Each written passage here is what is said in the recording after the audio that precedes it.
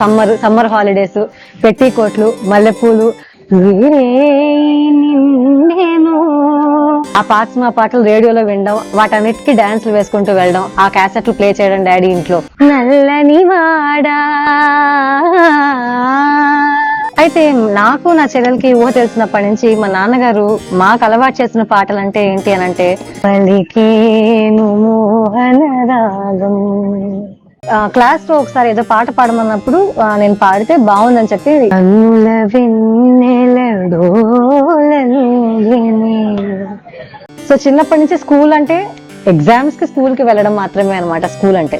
నీవు వచ్చేవని నీ పిలుపే విని 25వ తారీఖు తెల్లవారితే 26 అనగా నా పెళ్లి జరిగింది ఏప్రిల్. కూరిమి మీద నీతో కులికే.